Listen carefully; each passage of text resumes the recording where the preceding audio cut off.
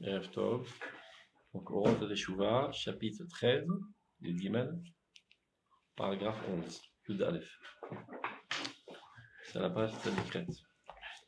Voilà. Ça, tu débrouilles? Tzadikret. C'est la zone là? C'est la règle. Oui. Voilà. Vous voulez? Alors, on y va. Erev Tov. Gadol venisgav hu osher ateshuva. האש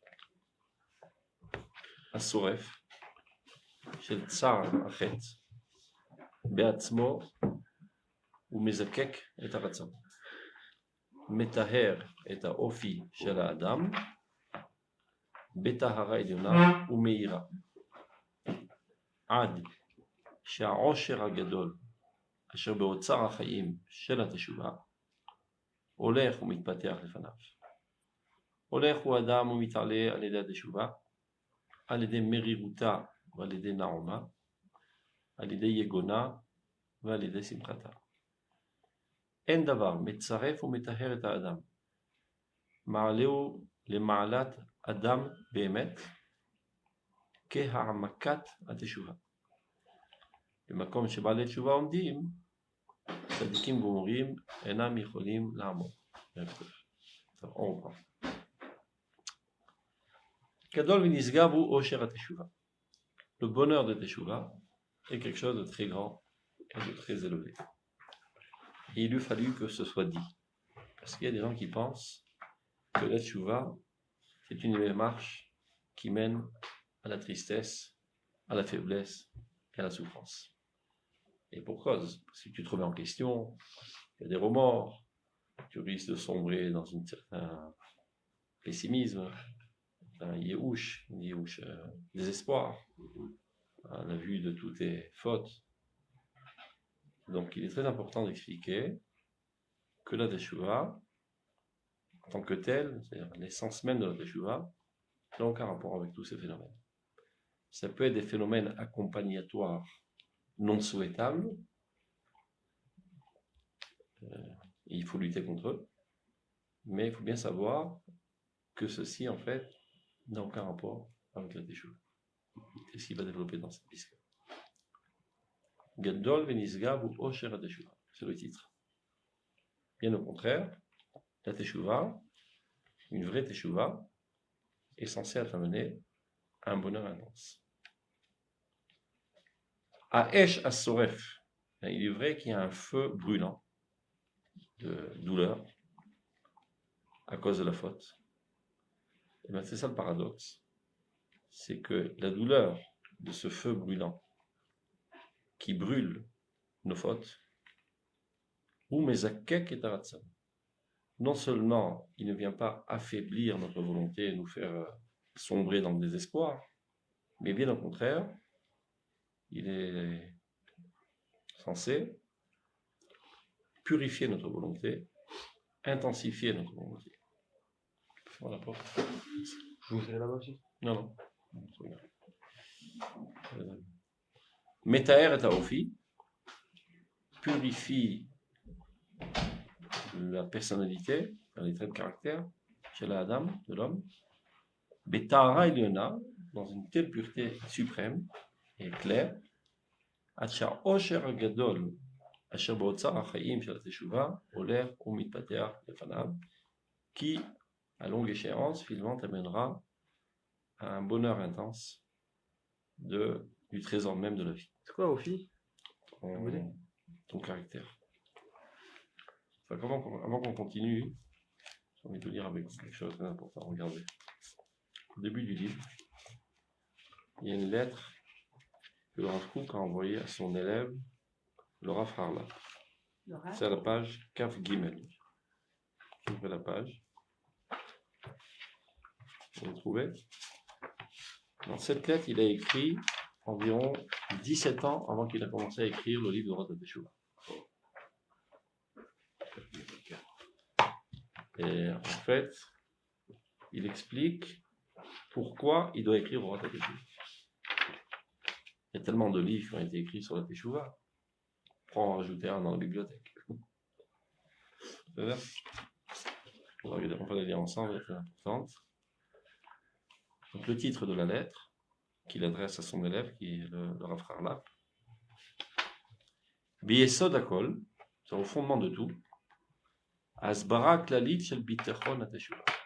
Il faut donner une explication générale sur l'assurance de la Teshuva. C'est-à-dire que la Teshuva, c'est quelque chose de sûr. C'est pas du bidon. C'est pas une manière de se calmer la conscience. C'est quelque chose qui est effectif et qui réalise une véritable révolution dans notre personnalité et dans l'existence de manière générale. C'est de ça qu'il va traiter. Alors regardez. Biyesod Hakol. Au fondement de tout, sera la voix à Asbara Klalit Shel Bitachon HaTeshuva. Nous devons, nous, les rabbins de cette génération, nous efforcer de faire comprendre au peuple que la Teshuva, c'est quelque chose de sérieux, quelque chose de sûr, et pas de probable. Et c'est quelque chose qui de toute manière aura lieu. On a l'assurance totale. La Torah nous promet Veshavta ad Hashem Elokecha. Tu retourneras vers l'Éternel ton Dieu. C'est aussi bien un ordre que tu dois faire Teshuva, mais c'est aussi une prédiction, une promesse. D'ailleurs, c'est formulé de manière future et non pas impératif. Donc, il y aurait marqué Shuv Veshavta. Reviens vers l'Éternel ton Dieu. Veshavta, avec le Vavaïpour, c'est un passé qui se transforme en futur. Donc, c'est une promesse divine. Et dit le Rambam, sur cela, on sait que finalement, tout le peuple d'Israël fera Teshuva. Et à la suite du peuple d'Israël, toute l'humanité entière fera Teshuva. Le peuple d'Israël sera le précurseur de l'histoire qui reviendra vers Dieu et qui réussira finalement à drainer l'humanité entière à la connaissance de Dieu. C'est-à-dire? Donc ça, c'est la première chose. Bitachon HaTeshuva. Deuxième chose, pas moins importante, Otsem Hashalva. La paisibilité que la Teshuva est censée amener à l'homme. Vesimchat Oz. Et une joie intense. Une joie de laquelle doit s'habiller toute âme qui est éclairée par la lumière de la Teshuva.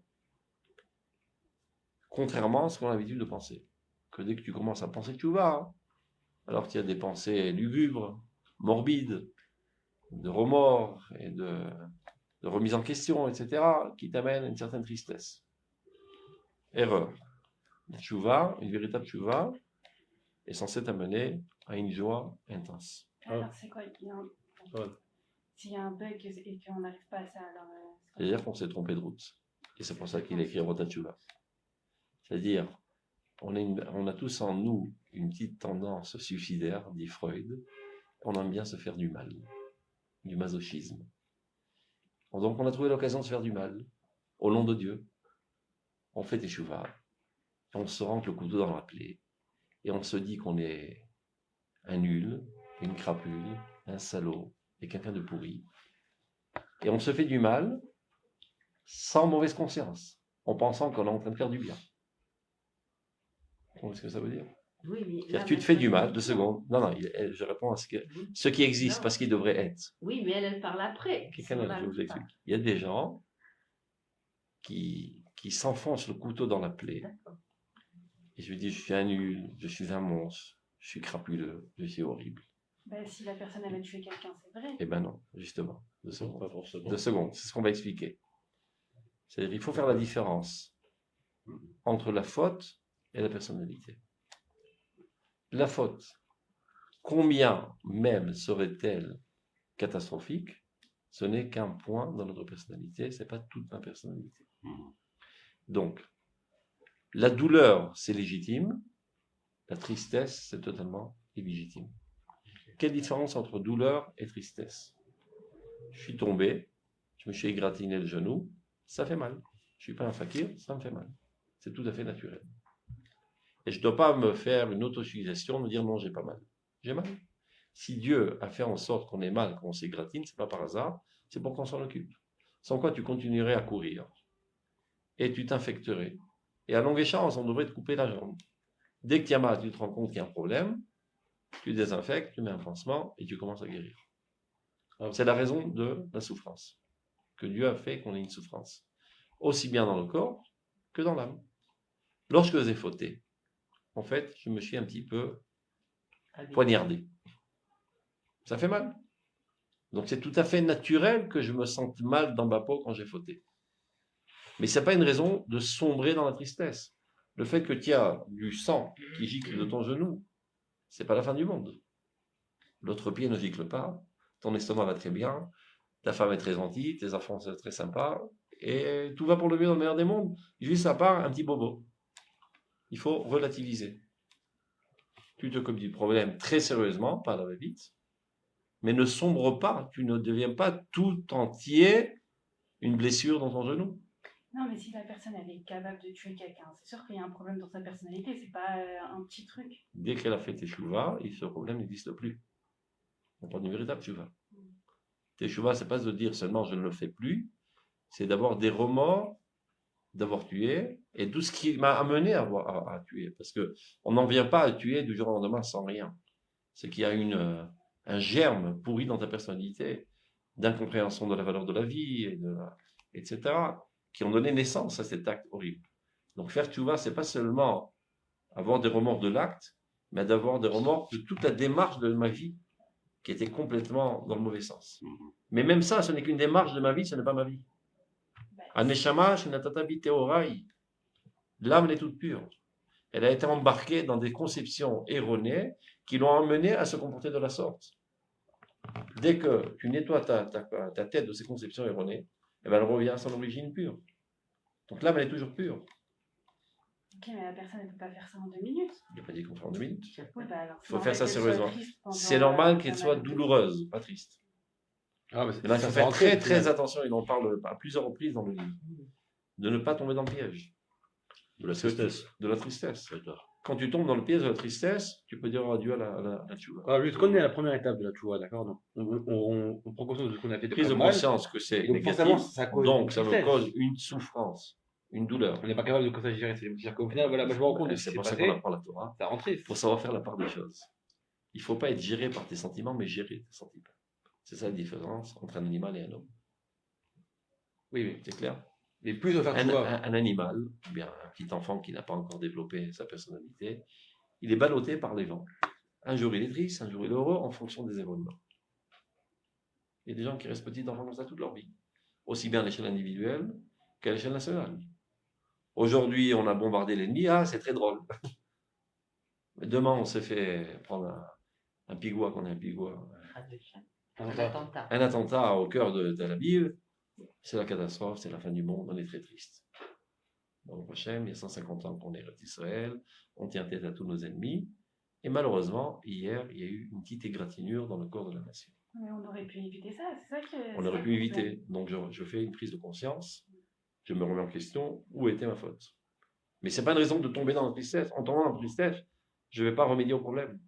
Au contraire, tu ne peux pas sortir en guerre lorsque tu es faible de caractère. C'est clair? Si tous les soldats sont tristes et démoralisés, on ne peut pas la gagner la guerre. Il faut être fort de caractère et heureux pour gagner la guerre. Et être persuadé de la légitimité de ton combat. Si tu d'erreur. Si tu penses qu'on est des crapules en train d'opprimer un autre peuple, tu ne peux pas faire ça, tu peux pas faire la guerre. Si tu es persuadé qu'Israël appartient au peuple d'Israël et c'est pour le bien de l'humanité, tu sors à corps joie à la guerre. Corps joie, c'est un gros mot. C'est-à-dire au moins, tu n'es pas trop souffrant du fait que tu dois mettre à mort des personnes. Parce que tu comprends que c'est pour la bonne cause de l'humanité entière. Et ceci doit se faire en pleine joie. Donc, de la même manière que tu sors en guerre contre l'ennemi, tu sors en guerre aussi contre l'ennemi qui est dans ta personnalité.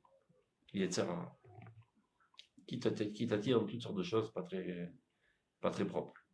Maintenant, si tu es affaibli dans ta personnalité, et en plus tu es attristé, mais sans aucun doute, tu la perdras cette vie.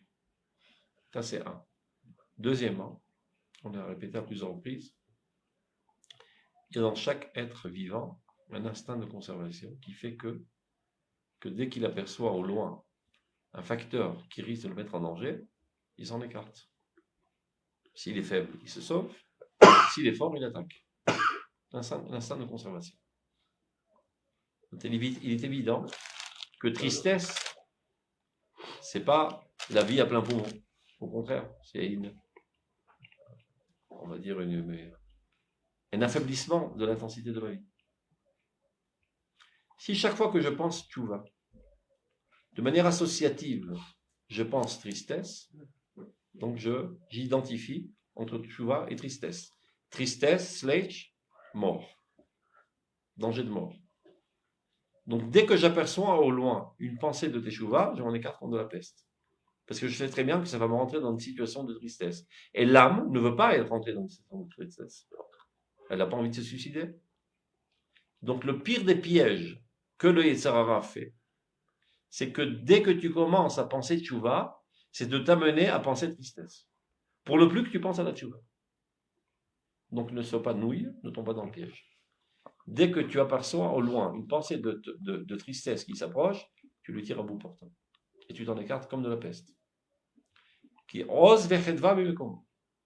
Tu dois te rapprocher de Dieu avec joie, avec puissance. C'est la raison pour laquelle le Rav Kook a écrit au roi de la Teshuvah. Lama. Parce que de toute manière, pendant tout l'exil, on était triste. Notre situation objective faisait qu'on était triste. On était opprimé par les goïms, éparpillés aux quatre coins du monde. Aucune fierté. Des impuissants. Et on était faibles, et on était peureux. Et on était soumis. Soumis aux goïms, soumis à tout, soumis à toutes les autorités. C'est la galoute. C'est l'exil. Donc l'exil, c'est tristesse. Le caractère de l'exil est marqué Va'ita mefahed mikol alim daf. Tu seras apeuré de tout tremblement de feuilles. Une feuille qui bouge, une brindille qui bouge, tu as le sursaut, tu sautes en l'air. Tellement tu as été assassiné, etc., le manque de bruit te fait sursauter. Donc, si de toute manière, dans tout notre être, on est triste et on est soumis, on est faible, rajouter un autre facteur de tchouva dans ce sens, c'est pas ça qui va nous démolir, on est déjà de toute manière comme ça. Et voilà qu'on rentre maintenant dans une époque nouvelle, l'époque de la renaissance nationale du peuple d'Israël, qui se caractérise par une volonté très très forte de mettre en évidence toutes nos forces. C'est la résurrection. On était mort, on commence à revivre. Donc on veut vivre à plein poumon. C'est ça ce qui caractérise notre génération. Donc évidemment, tant que la teshuva est conçue comme un facteur qui est une entrave à la vie, la résurrection nationale déclara la guerre contre la teshuva. Donc tous les livres de teshuva qui existent jusqu'à présent ne sont pas adéquats à cette génération. D'où le besoin intense d'écrire un nouveau livre. C'est ce qu'il explique. Oui, il a hésité pendant 15 ans avant d'écrire ce livre. Parce que la petite chouva qu'on avait en exil, elle marchait. Ça marche. Tiens, une petite bagnole naze, mais elle roule. C'est une carcasse, mais elle roule. Tu dis, mais non, regarde, on doit la détruire, cette bagnole. Il a acheté une nouvelle bagnole, très classe, c'est très rapide, etc. Mais entre-temps, tu restes en bagnole. Le temps que tu t'accommodes au nouveau fonctionnement de la bagnole, tu ne sais pas exactement comment la faire marcher, tu risques de faire pas mal d'accidents en route. Donc tu hésites avant de passer d'un outil petit et naze et grand et sophistiqué. Jusqu'à qu'il n'y ait pas de choix. Quand rien ne va plus, tout s'écrabouille. La voiture, de toute façon, elle est morte. Bon, il n'y a pas le choix d'acheter une nouvelle voiture. Quitte à faire des petits accidents le temps que j'apprenne à la faire fonctionner. Alors, pourquoi le livre de choix ancien, il ne marchait pas. Il ne marche plus de nos jours. Parce que la personnalité a changé. Je t'explique. Par exemple, aujourd'hui, une autorité quelconque qui t'oblige à faire quelque chose, tu l'envoies balader. Grosso modo. Si ton père te dit tu feras ça, un point c'est tout, avec tout le respect que tu as avec ton père, tu ne le feras pas. D'accord? Je suppose qu'il t'a dit de mon père en Israël. Non, mais pourquoi? Bon, ça sort de l'ordinaire. Et t'es quand même monté. Il te dira, je veux pas que tu ailles à l'armée, tu iras quand même. Tu n'en fais qu'à ta tête. Ça te paraît naturel, mais sache que jusqu'à 50 ans, c'était pas la situation. Je donne toujours le même exemple. Mon papa, Zéphona des Bracha, à 50 ans, marié avec 6 gosses. Il dit quelque chose qui déplaît un petit peu son père. Il nous fout 2 paires de claques. devant ma mère. Je baisse les yeux. Soumission totale. Pas 100 000, il n'y a pas 5000 ans. Il y a 40 ans de ça, 50 ans de ça. Moi, petit enfant à l'école, en Tunisie. Le prof, il me dit donne-moi ta main. Il m'attrape les doigts. Il prend une règle en fer, il me tape sur les doigts. Le Rav Pilson. Non, l'arabe. Prof d'arabe. Je ferme les yeux. Pas en arabe. Hein. Je baisse la tête, je ferme les yeux. Aujourd'hui, tu fais ça à un gosse, il démonte la mâchoire au prof. Non, tu vas en prison. Moi, Non, mais il n'oserait même pas penser dans ce sens. Le prof n'oserait même pas penser dans ce sens, parce qu'il n'y a plus d'autorité. Il n'y a pas d'autorité, il n'y a plus de soumission. À l'époque, toute l'humanité était soumise aux autorités. Maintenant, il y a une révolution. Donc, c'est quelque chose de très bien en soi, parce que les gens arrivent à une liberté de penser, à faire des choses de manière en s'identifiant totalement au bien. Mais entre-temps, il y a pas mal de bavures. Ça vient du monde occidental, ça. Ça vient d'Akadosh Baruch Hu. Oui, bien sûr. Pour apporter la Géoula, tu ne peux pas apporter la Géoula à l'humanité tant que toi, tu es un esclave. Alors, la renaissance nationale du Ham Israël, c'est aussi une forme de tchouva, au niveau Bon, clavier. sans aucun doute. Mais qui a des effets secondaires. Ah, non. Ça veut dire cette volonté d'arriver à la liberté, elle envoie balader toutes les autorités, y compris les autorités religieuses, y compris la morale, y compris la crainte de Dieu. C'est clair ? Ça veut dire que ton livre actuel, comme Orchot Tzadikim ou. C'est très très bien si tu sais traduire. Si tu enseignes ça tel que à cette nouvelle génération, il se barre. Bon, oui. Il y a quelques dinosaures dans notre génération qui sont encore adéquats à ce genre d'études, qui existent dans notre génération, mais qui ont une mentalité de la génération précédente, qui réalisent même pas 5% de la population vivant en Eretz Israël. Qui Quelques personnes, ça et là. Je vais mourir. Tout le monde utilise ces livres tous les jours. Tout le monde utilise ça, c'est un grand mot. Non, mais C'est les gens qui sont à la yeshiva et qui comprennent l'importance de la Torah et qui sont prêts à prendre le poison amer, sachant qu'il y a à l'intérieur des vitamines. Non, mais au Mohamed, J'explique. Tu ne m'as pas entendu. Parce que dans Ilchot, tu sais, dans Ilchot, Archarat Kelim, comment on fait Ilchot? On rentre un cli dans une bouilloire et ça ouvre les pores, on peut dire, du métal et ça fait sortir le Hametz. Les amis, que ça sort, ça rentre. Donc, ou le collègue, dit l'Alakha. Quand il y a une question qui te trottine dans la tête, tu n'écoutes même pas la réponse. Ça me lève. Parce que la réponse est en tradition, c'est acquis. Quand tu arrives au Machol Meir, c'est parce que tu veux étudier la Torah. Et que tu comprends que la Torah, elle est émette. Et tu te dis que c'est vrai que j'ai quelques difficultés à aborder ces sujets, ils m'exaspèrent un petit peu, mais je sais que c'est émette. Donc tu es prêt à souffrir le poison amer, parce que tu sais qu'à l'intériorité de ce poison amer, il y a de la vitamine qui va te renforcer. Mais celui qui n'a pas déjà cette conviction, que la Torah y émette, dès qu'il voit quelque chose de repoussant, il s'en écarte.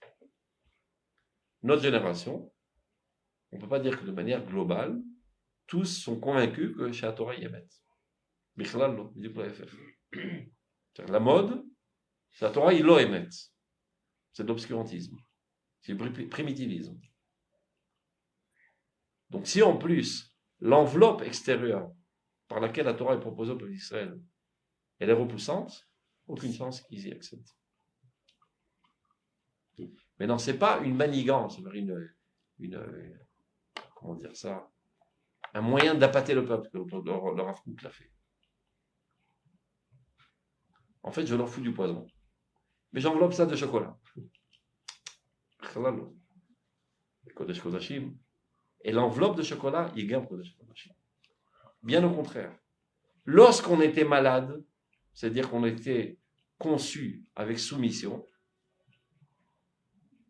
le seul moyen de nous faire pénétrer la Torah, c'était sous forme de kfir. Parce que tout était sous kfir. Comment on dit kfir en français Renoncer Non, au contraire, par obligation, par contrainte. Aujourd'hui, on s'est élevé à une volonté de liberté, qui est une Vekut Bachem optimale. Donc on peut aujourd'hui enseigner la Torah dans son véritable visage, sans contrainte. Mais dans cette époque de transition, c'est très dangereux. Parce que ça fait 2000 ans qu'on est évolué sous la contrainte. Je donne un exemple typique. En France, dans les systèmes scolaires, jusqu'à présent, il y a beaucoup plus de mishmat, comme on dit ça, De discipline. de discipline qu'en Israël. Bien que ça a dégradé 100 fois plus que ce qu'était à mon époque. Mais encore, il y a beaucoup plus de discipline et d'ordre et d'autorité dans les écoles, dans le système scolaire, qu'en Israël. Ici, c'est la débandade totale. Aucune discipline, rien du tout. Les enfants des Olim, on dit Olim en français, les immigrés, qui viennent de France, les immigrants qui viennent de France, en quelques mois, ils vont en débandade totale. Ils partent en cacahuète. Ils avaient l'habitude, on les tenait. Ici, tout est permis.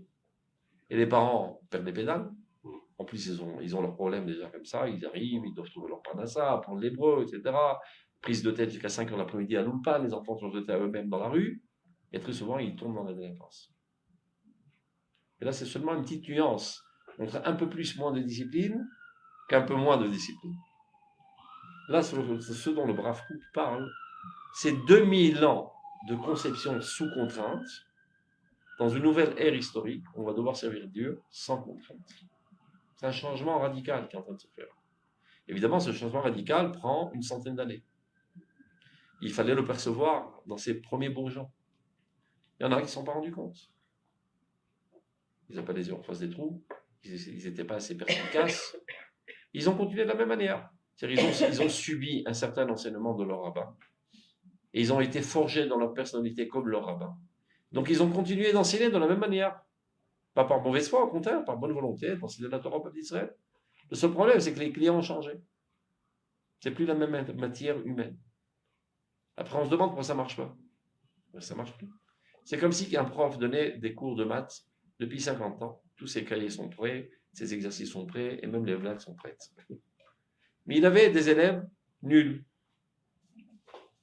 Un beau jour, il reçoit une classe de sourds-muets. Il ne comprend pas pourquoi ça marche plus. C'est plus la même matière humaine. Donc ce Homer Limoudi, cette matière, cette discipline qu'il avait, elle était parfaite pour cette génération et totalement inadéquate pour cette génération. D'où le besoin d'écrire un nouveau livre sur le Teshuvah. C'est ce qu'il est en train d'expliquer. Regardez. Donc il a expliqué deux choses. D'abord, l'assurance de la Teshuvah. Deuxième chose, Otsem Shalva Vesimchat Oz. L'intensité de sérénité et de joie intense desquelles l'âme doit s'habiller lorsqu'elle est éclairée par la Teshuvah. Et une autre chose à expliquer. Lechaven imze levaer er simchat emet zot venoam zivkod ze eneno meferi ira. Maintenant, il faut convaincre les rabbins. Ça, c'est une autre paire de manches. Et même les gens, pas seulement les rabbins, que cette nouvelle démarche fondée sur la joie et la sérénité, en aucun cas, ne risquerait d'affaiblir la crainte de Dieu. Les gens ils disent qu'on est terrorisé, attristé et apeuré, donc on va se tenir au carreau et on va faire attention de ne pas faire de gaffe. Mais si on est dans la paisibilité, la sérénité, la joie, on peut se laisser aller. Donc c'est dangereux. On doit leur expliquer qu'au contraire, cette démarche, non seulement elle ne va pas affaiblir ta crainte de Dieu et ton application minutieuse de la halakha, au contraire, elle va renforcer davantage. Ça aussi, il faut investir énormément d'explications pour changer les consciences. Tous les rabbins, ça fait 2000 ans, ils enseignent avec un bâton en main. Tout d'un coup, non, plus de bâton. Pas de la conviction. Mais ils vont pas bien se comporter s'ils n'ont pas de bâton. Jusqu'à présent, il y a des gens qui appartiennent à la génération précédente. Quand ils te disent, quoi, tu n'éduques pas ton fils? Il entend par là, tu le frappes pas? Au martinet. Dans chaque maison, il y avait un martinet à la porte de la maison. Vous ne connaissez pas cette époque? C'est pas connu. Bon, moi, j'ai grandi à la ceinture. Ouais, ah ouais. À la Ouais, ça j'ai ceinture. connu ça, ouais. Ah ouais. La ceinture. À La ceinture. Maman, à la ceinture. Voilà, j'ai reçu. Tu la bouges, ceinture. mais pas seulement la ceinture, avec le fer de la ceinture. Ouais, exact, avec la boucle. Voilà. Bah. Non, moi pas. Moi avec. Je croyais que c'était des légendes, ça, moi. Ah non, mais c'est pas seulement dans les pays sous-développés de l'Afrique du Nord. C'était pareil en France. À la ceinture et au martinet. Et les gens ne voient rien de mal en cela, au contraire, c'est par amour pour leur gosse. Aujourd'hui, hein. Qui aime bien châtie bien. Je suis en 2000, là. Ou sinon, ça va être un pourri gâté. Donc on le met sur les rails au coup du martinet. Tout d'un coup, tu dis au rabbin, aux enseignants, aux profs, il n'y a plus de martinet. Mais comment je vais enseigner alors? Ils vont pas tenir la route. Donc il faut les convaincre, des enseignants. Et bien les élèves, ils disent, mais si on ne me frappe pas, alors je vais mal tourner. Il faut qu'on me frappe. Même la femme, elle dit, si mon mari ne me fout pas 2 baffes par jour, je vais mal tourner. C'est-à-dire qu'il ne m'aime pas s'il ne me frappe pas. Jusqu'à présent, dans les milieux arabes, c'est encore l'ambiance. Jusqu'à présent. Dans la population arabe, la quasi-totalité des hommes frappent leurs femmes. Et les femmes ne voient rien de mal en cela. Au contraire, ça me remet sur... Je sais que je suis un petit peu fofolle, je suis légère d'esprit. Alors heureusement qu'il y a mon mari qui me tient. Je suis un cheval fou, il me tient. C'est pas la femme qui va aller à la police dire mon mari c'est un délinquant. C'est tout à fait normal, ce sont les normes. Parce que pendant 2000 ans, c'était les normes. Voilà. Je suis sympa quand je dis chez les Arabes. Ah, ça va. Il y a pas mal de juifs qui Non, frappent c'est leurs pas femmes. chez nous. Ouais, ben, vous rêvez. Toujours actuellement, Donc, chez jusqu'à les présent. séfarades, chez Il y a les chez les Les juifs, caïdolés. ashkénazes. chez les religieux, et même C'est parfois oui, mais c'est des malheureusement, exceptions. parfois, c'est des dinosaures Non, c'est tout. qui ne comprennent pas ce qu'on leur veut de leur Pas vie. des Parce que cas, pas des cas. si aujourd'hui tu dis à certains religieux qu'il est interdit de frapper leurs gosses, ils disent mais c'est quoi ce pays-là qui va à l'encontre de la Torah? Il faut frapper les enfants pour les éduquer. Ils pensent que c'est Shachmad, Non, mais là, on que est l'État dans- d'Israël nous incite à abandonner nos enfants à la délinquance. Parce que sans coup, ça risque pas de marcher. Mais non, pourquoi ils disent pas? Ce sont des gens méchants. Parce qu'ils ont grandi dans cette ambiance, qu'il n'y a aucune possibilité d'éduquer sans violence. Et si c'est pas une violence par des coups, c'est une violence verbale, en vexant, etc. Non, mais Jusqu'à aujourd'hui, présent. on est tombé dans l'excès inverse. T'as pas le droit de frapper ton enfant, tu vas en prison. Il vaut mieux tomber dans l'extrême inverse pour équilibrer la situation. Donc Bien ça va évidemment. s'équilibrer, mais évidemment qu'on n'a pas le droit de frapper. Il ne faut pas frapper. Et le C'est pas des ânes, les gosses. Et le Non. Rav- L'âne, il comprend pas. Tu lui donnes un coup, il avance. et le Rav Pinson, c'était l'exception qui confirmait Je la sais, règle. j'ai grandi chez lui. Voilà. Ah, que c'est tout petit. Regarde, Motzei encore. Shabbat, et ça se calme. Oui, il y a ce cas. C'est ce Shabbos-là Shabbos. Oh. Shabbos pour les juifs. Motzei Shabbat. Oh. Top, mais Kitsour, c'est ça qui nous fixe. Donc, c'est ça, c'est une troisième paire de manches, il dit. C'est que l'asbir, les chavem, il disait les va'er. Il faut expliquer et convaincre. Er simchat emet zot. Cette joie fondée sur la vérité. Venoam, cette paisibilité et cette douceur de vie. Kodesh, eneno meferira. En aucun cas ne vient pas affaiblir la crainte de Dieu. Khalila, Dieu le préserve. Venenu megara kechut asara mikol itorut anafshit. Il ne vient pas affaiblir, ne serait-ce comme l'épaisseur d'un cheveu, de tout éveil, aniknet menefesh mikol minet tsiurim shelirat ata'a. C'est-à-dire, en aucun cas, il va être plus faible que tout éveil qui viendrait suite à une crainte basse. C'est quoi une crainte basse? Une crainte du martinet. Les gens pensent que si j'ai terrorisé les élèves ou les gosses, ils vont se comporter de manière parfaite. Je vais leur parler avec douceur et gentillesse et animer en eux l'esprit idéaliste. Ah, ils vont plus ou moins aller sur la bonne route. Non, au contraire. Plus tu vas les responsabiliser de la dimension grandiose de la Torah, de l'envergure universelle de la Torah, que la moindre déviation au micro même de l'application de la Hara a des répercussions catastrophiques universelles, des Erazé Torah, plus ils seront minutieux dans l'application de la Torah. Parce que quand tu fais cela par la crainte du martinet, eh bien, dès que le martinet n'est pas là, tu fais autrement. Donc c'est exactement le contraire. Pas besoin de martinet, le martinet il est dans mon ventre, il est dans ma conscience. Pas besoin que vous savez que le Rav Siouda,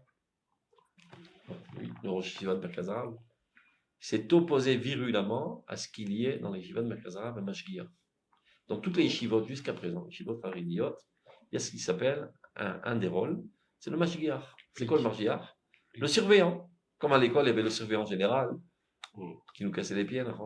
Ça y est, on essayait de l'esquiver toujours. Et ben, dans les yeshivot aussi, il y a un surveillant. Justement. Qu'est-ce qui surveille? Que tu glandes pas. Que tu étudies. C'est pas possible. On ne peut pas mettre sur pied des Talmidei Chachamim qui ont grandi sur la crainte d'un homme. Et non pas par la conviction de la véracité de la Torah. Donc il y a une évolution positive. D'accord, évidemment. Il faut que le Mashiach soit dans ta conscience, dans ton ventre. De savoir que chaque seconde que tu abandonnes la Torah, tu es un criminel. Parce que tu comprendras moins et tu enseigneras de travers et ça aura des répercussions catastrophiques à longue échéance. On ne peut pas C'est donner une autre. bonne conscience à un enfant de 10, 12 ans. On 13 parle ans. pas d'un 4 petit enfant, on parle de Donc, Yeshiva non, bah, Yeshiva Gvoa. non. Ah, Ils avaient 18 ans. d'accord, ok, parce que C'est des gens qui, de leur propre volonté, ont décidé de devenir étudier la Torah. Bon, ça, c'est autre chose. Donc, même ces gens-là ont des faiblesses tous les jours. Comment contrecarrer ces faiblesses? En leur enseignant la Emouna. C'est-à-dire, quand tu es enthousiasmé par la grandeur des idéaux de la Torah, c'est ça ce qui te motive à t'asseoir et étudier les détails les plus minutieux. Sans quoi, c'est une prise de tête. Tu n'as pas tellement envie. Tu préfères aller prendre un café, aller papoter avec tes copains, etc. Tout en comprenant que la Torah est très importante, mais quand même, j'ai envie de respirer un coup. Mais quand tu es enthousiasmé des idéaux lointains et grandioses de la Torah, et que tu comprends qu'ils ne seront réalisés, ces idéaux, que par l'application de tous les plus petits pixels qui constituent cette image extraordinaire de l'idéal, alors tu es méticuleux dans les détails. C'est une autre approche. C'est une approche faite pour les gens adultes. Et comme adultes. Et on a affaire à une génération adulte et responsable. Mais ça peut aussi C'est pas dire qu'elle est de fait adulte et responsable. Il faut pas rêver. Mais elle a une capacité d'être adulte et responsable. Elle a un potentiel à s'élever très très haut. Et si on lui propose une nourriture spirituelle à la hauteur de son potentiel, elle a de fortes chances de le mettre à l'œuvre. Par contre, si on continue de la gaver avec une nourriture en deçà de son niveau, elle enverra balader la Torah. Elle se sentira vexée et frustrée. Quand tu me prends pour une nouille, pour un bébé, tu me prends comme un petit bébé. Donc, elle laissera tomber la Torah et elle comprendra finalement que la Torah c'est fait pour les nouilles, pour les petites gens. C'est clair? Alors regardez.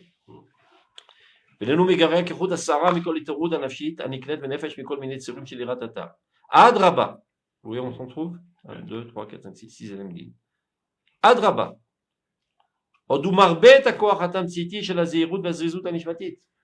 Bien au contraire, cette approche multiplie la force de la zérout, la prise de conscience, de l'attention qu'on donne et du zèle de tous les petits détails. On ne va pas tout lire parce que il faudrait qu'on le lise une fois entière. on peut lire, non? Oui, mais sinon on ne terminera pas la Pisca. Il faut qu'on termine le Pisca aussi. On reviendra une autre fois, c'est important. On reprend. Qui c'est? Hein? Qui c'est qui déjà? Le Rav Harla. Il explique pourquoi il explique. un petit, alors. Ouais, évidemment. Donc on reprend notre Pisca, Yud Aleph. On reprend. Donc Gadol Benisga. Ça va dans le même sens. Le bonheur de la tchouva doit être quelque chose de très grand. Mais non. Et ceci en rien ne vient en contradiction avec le fait qu'il y a une douleur. Parce qu'il y a un feu ardent. Lorsque tu prends conscience de tes fautes, de tes déviations, de tes mauvaises... pas seulement ça, tes traits de caractère pas tout à fait au point. Donc ça t'affaiblit. Et ben, je pensais que c'est moi de la perfection. Finalement, je suis pas très réussi. Voilà. On avait dit aussi dans un cours précédent que quelqu'un qui est perfectionniste, pour lui, c'est mamache un problème. Je veux dire, quand il fait une avéra, Il risque de craquer ça totalement. fiche tout en l'air, quoi. Je veux dire, C'est pour ça qu'il faut faire la différence entre ta personnalité et l'acte. C'est pas moi qui remets en question, c'est l'acte. Alors, même le perfectionniste peut passer sans problème la teshuva. Donc, האש השורף, אותם. האש השורף את צער החטא בעצמו, הוא מזקק את הרצון. Ce feu, c'est ממש כמו ליבון. Comment on cachérise un ustensile au feu? Bon, le feu, il détruit pas l'ustensile, au contraire, il le nettoie, il le rend meilleur. Des fois même, il affirme, il afferme, il le rend encore plus fort. Quand tu le fer, tu le brûles. Après, quand il refroidit, il devient encore plus fort. D'accord? Donc, האש השורף של צער החטא בעצמו, הוא מזקק את הרצון, il purifie la volonté. מטהר את האופי, purifie la personnalité. של האדם בטהרה עליונה ומהירה, עד שהעושר הגדול שבאוצר החיים של התשובה הולך ומתפתח לפניו. Et au contraire, tout le bonheur extraordinaire de la tchouva s'ouvre devant lui. הולך הוא האדם ומתעלה על ידי תשובה, et donc l'homme va en s'élevant grâce à la tchouva, על ידי מרירותה ועל ידי נעמה, avec les deux facteurs en même temps. Avec l'amertume, quand tu penses à tes fautes et que tu en as des remords, et la paisibilité, la sensation que c'est agréable de voir que je rentre dans une nouvelle ère de pureté, mais ça me procure une satisfaction et un plaisir intense. À l'aider Yegona, à l'aider Simprata, avec les deux facteurs ensemble, avec ses aspects attristants, on va dire, et avec sa joie. En davar metzaref ou metaer et adam, il n'y a rien de plus purifiant l'homme, ma'ale ou le ma'alat adam be'emet, et qui le fait lever à sa dimension humaine véritablement, qu'un makat teshuva, comme la teshuva. Pour conclure, dit Razal, bemakom shebalei teshuva omdim, tzadikim gumurim enam yicholim la'amod. À l'endroit où se tient les balei teshuva, même les plus grands des tzadikim ne peuvent pas se tenir. Donc on voit bien qu'un balei teshuva, c'est pas quelqu'un qui a été brisé dans sa personnalité, bien au contraire, quelqu'un de fort, empli de joie, et même bien plus grand que des tzadikim qui n'ont jamais fauté. Il y en a même qui disent que le Tchouva, ce sont eux qui vont faire venir le Mashiach. Toute la tchouva, le peuple d'Israël entier fait tchouva, mais tchouva mais bien les tchouva. On essaie de terminer comme ça on termine le Pérec. Shalhevet acharata ba minefesh nediva al yedei avukat or teshuva esh kodeshi. Esh mela or vachom mela chayim. Donc cette flamme de remords qui pénètre l'âme idéaliste, qui prévient de la lumière de la Teshuvah, mais il s'agit d'un feu saint. Ce n'est pas un feu destructif, mais un feu qui nous emplit de vie, de chaleur humaine et de bonheur. C'est-à-dire, ne sois pas dupe des apparences extérieures. C'est vrai qu'il est inévitable que de passer par quelques moments de douleur quand tu penses teshuva, mais ne crois pas que c'est quelque chose qui va te détruire. Bien au contraire, c'est quelque chose qui va te nettoyer de toutes sortes de microbes et de parasites qui sont accolés à ta personnalité. Et suite à cette purification du feu de la remise en question, des remords, tu en ressortiras que plus fort de caractère, et que plus joyeux, et que plus heureux. Kesheyi hala al ruach taor, lorsque cette flamme s'approche d'un esprit pur, al neshama chaya umuara be'or chen ve'sechel tov ve'dat kedoshim, sur une âme vivante, éclairée de la lumière de grâce et de l'intelligence, de la connaissance de la sainteté, c'est-à-dire d'un tzaddik qui fait tchouva. Cette même force flamboyante, qui de manière générale, le feu c'est destructif, c'est un incendie, il s'inverse à une force très forte de fraîcheur et corporelle qui va t'amener à être actif, créatif. Ça veut dire qu'il faut faire très attention, comme on l'a dit précédemment, que la teshuva ne te fasse pas sombrer dans le désespoir. Il y a des gens qui pensent faire teshuva, qui terminent au lit, sans rien faire. Ils sont découragés, ils laissent tout tomber, ils lèvent les bras. Et ils croient qu'ils ont fait teshuva. En fait, ils sont tombés dans le piège. Et ils sont écartés de Dieu. Si ta tchouva arrive ici, quel est le symptôme? C'est que tu deviens doublement actif, doublement créatif, empli de vigueur, empli de joie de vie, et tu vas de combat en combat. Et tu deviens quelqu'un qui n'a pas froid aux yeux, qui n'a peur de personne, qui aucune entrave ne lui fait peur. Au contraire, chaque fois qu'il a une entrave, c'est un nouveau cri de joie, un nouveau combat, Un nouveau défi. un nouveau défi. Okay. Oui, ça n'existe pas la notion de punition dans la Teshuvah. Punition, qu'est-ce que ça veut dire? Une punition. La tchouva n'est pas une punition. Oui, donc ça n'existe pas du tout la notion de. De manière générale, dans la Torah, il n'y a pas de notion de punition. Il y a une notion de kapara, qui veut dire un remède. Dans d'autres religions, Dieu est un être capricieux, qui aime bien qu'on le respecte. Et lorsqu'on en enfreint sa volonté, il est vexé. Et donc, étant vexé, sa colère déferle, et il commence à agresser ses serviteurs. Donc, il faut le calmer. On lui donne des offrandes, pourvu que le ciel ne tombe pas sur la tête.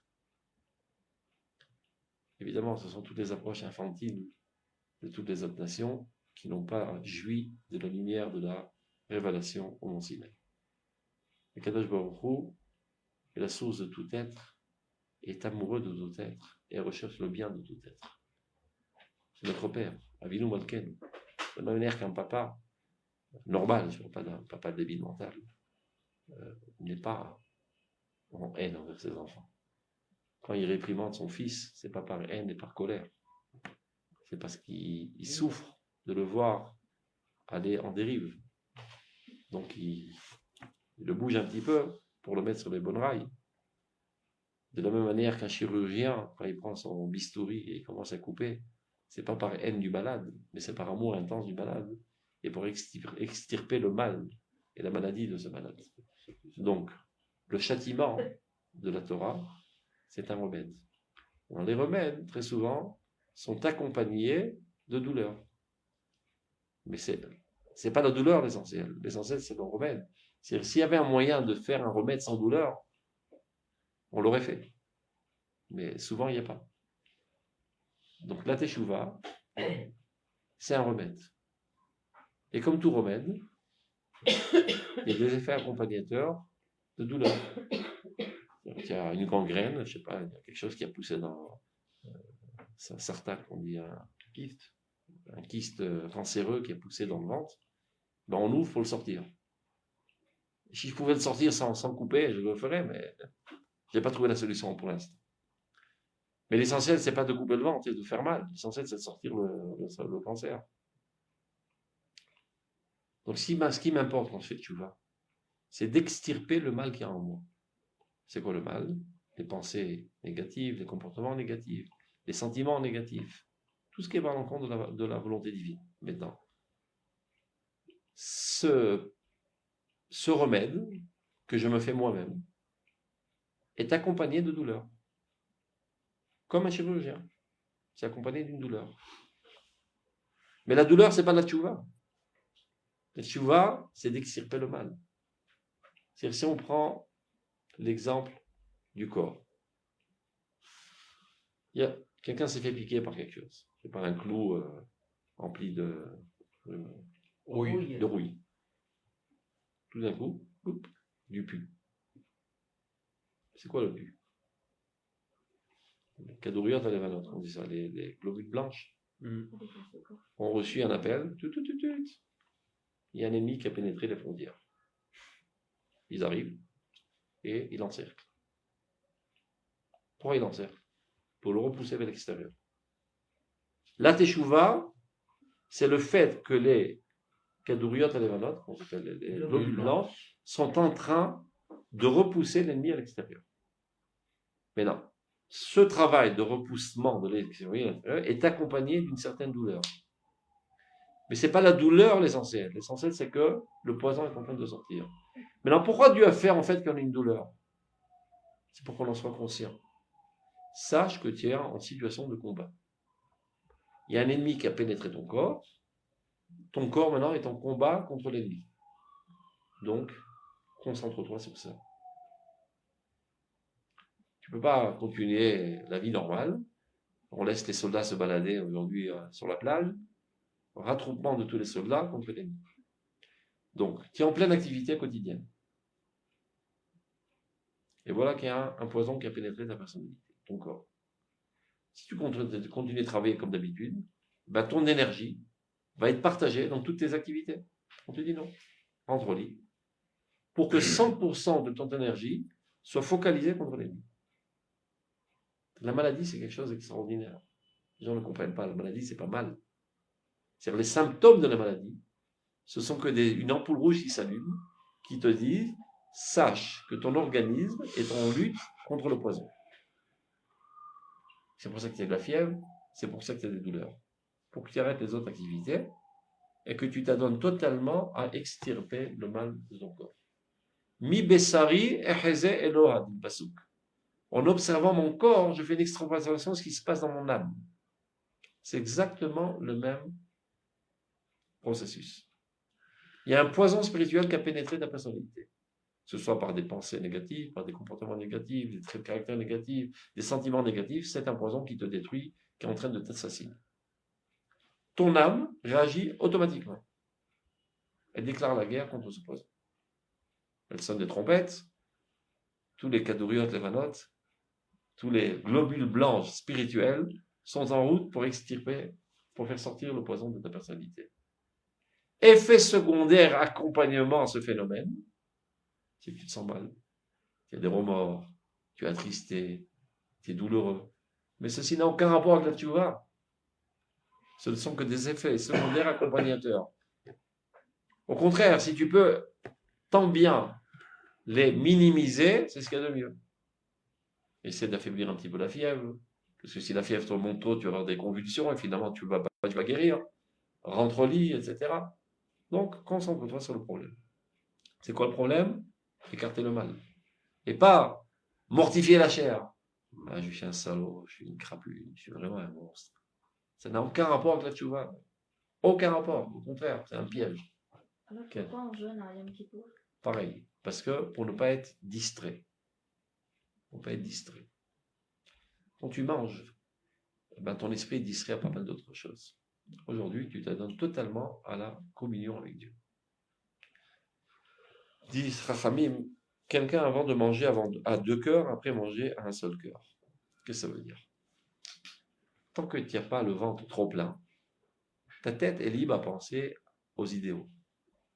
Il faut faire quelque chose pour les enfants malades, et pour les pauvres, et pour les juifs qui sont encore en France, etc., etc. Et il faut aussi se soucier de ma parnassa, de bien manger, etc. Donc, on te propose une assiette de couscous, que tu manges avec beaucoup d'appétit, et tu dis à ta femme, une autre assiette.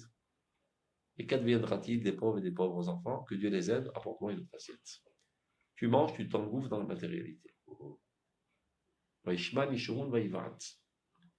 Yishurun, c'est le peuple d'Israël, s'est engraissé et a donné un coup de pied à Dieu. Quand tu t'engraisses dans la matérialité, tu n'es pas libre à penser aux idéaux. Donc au moins une fois par an, de manière extrémiste, tu t'adonnes à l'idéal le plus extrême.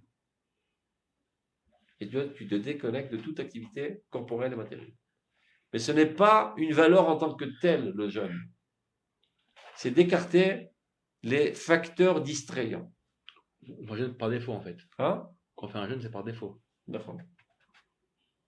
Tu as tellement accumulé de saleté dans ta personnalité que tu dois faire un remède radical. Yom Kippour. C'est clair?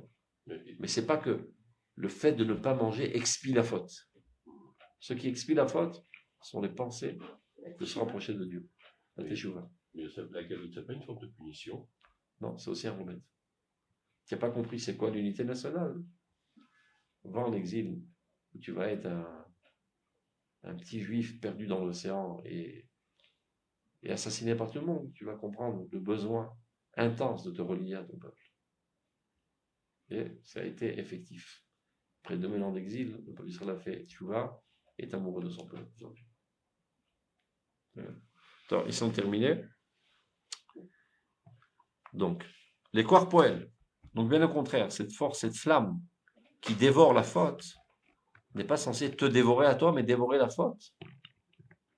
Très bien, très attention, le rayon laser, il vient juste sur la faute et pas autour.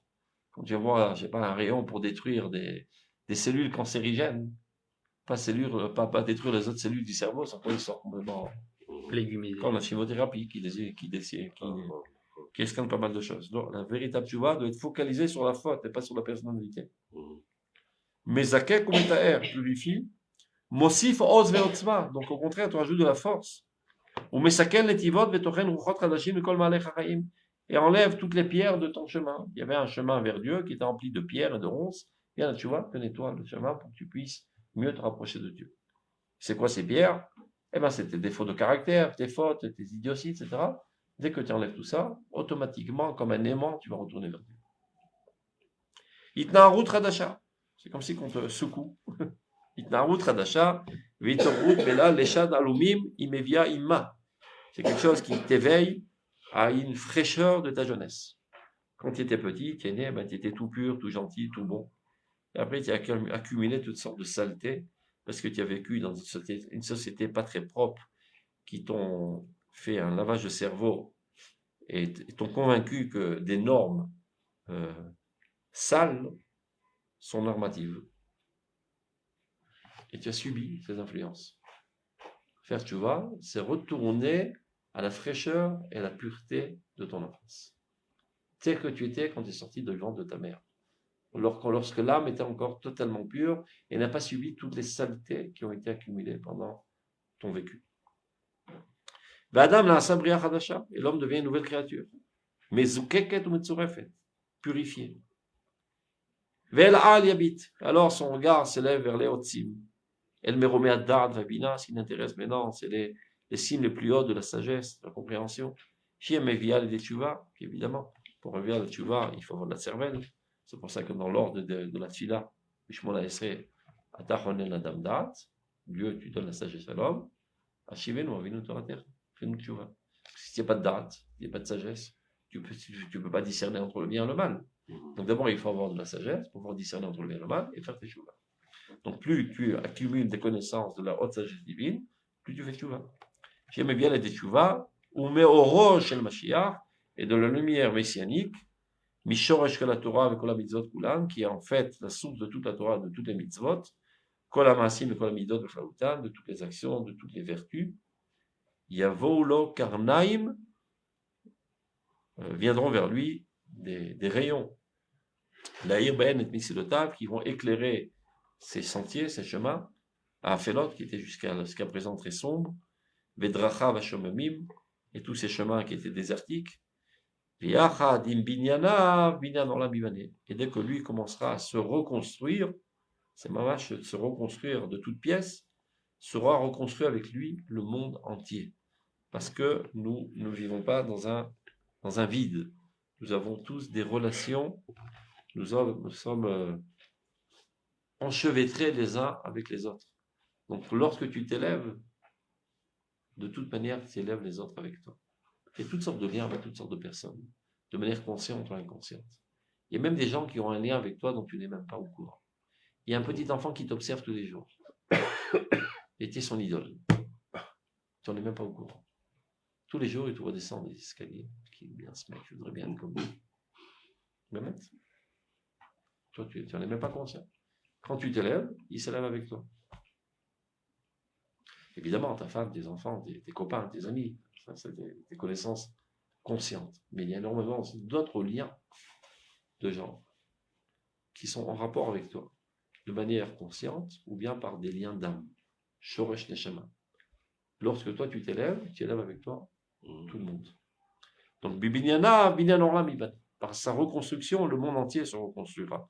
Verabim ilchul, des multitudes iront à sa lumière. Asher Bereshit, tout le Mano, au début il a allumé cette lumière que pour lui. Ouais, mais tu es dans l'obscurité, maintenant tu t'allumes une bougie pour pouvoir lire. Et bien, tous ceux qui sont à côté vont lire grâce à toi.